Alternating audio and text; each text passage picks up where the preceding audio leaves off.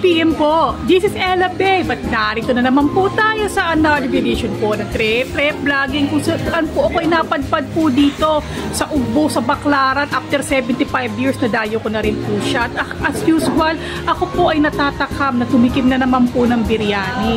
Tara, samahan po ninyo ako para po pasyal po tayo dito sa Kasi Food House kung saan may bago kong biryanihan po dito.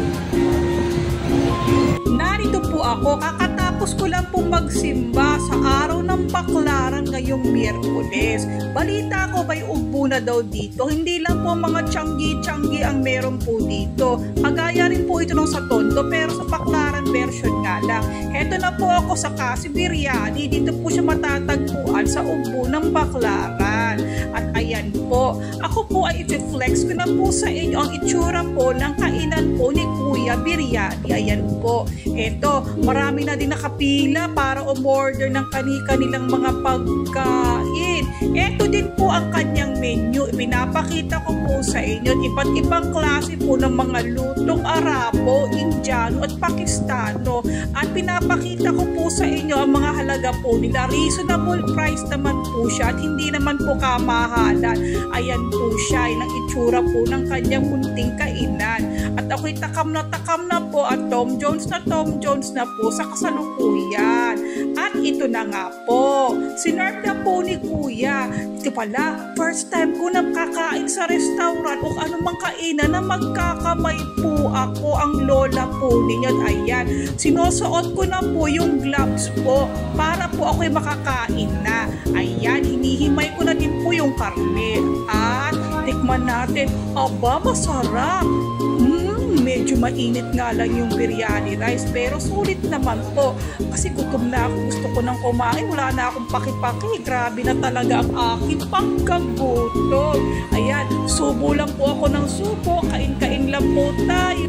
Matindi din po ang aking pagkauhaw, grabe talagang lagok ako, grabe talaga, wala nang poise at kasain ko din naman po ang aking kinain, mga taba-taba na lang po ng karning baka ang natira na iuwi ko na lang po sa aking alaga. Grabe talaga, ganyang kasain po at ako na rin nagligpit ng aking pinagkainan.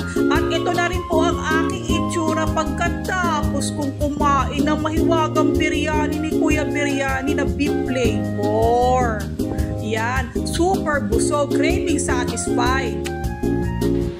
Ay, grabe talaga ang buhay nga naman. Nakakapagod na araw po ito. Nagpapasalamat naman po ako at hindi matraffic. Craving satisfied na naman. At after 65 years ay napuntahan ko na ang mahiwagang ugbo ng Baclaran.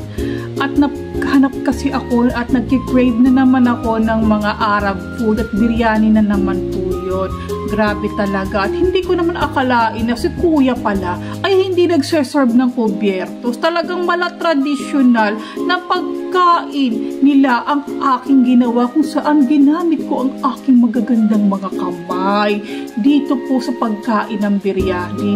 Napag-alaman ko din naman, sabi din ng mga kaibigan ko na nagtatrabaho sa Arab country, especially Dubai, saka Saudi, talaga naman daw talagang kamay ang ginagamit nila, especially sa mga Indiano at mga Pakistani.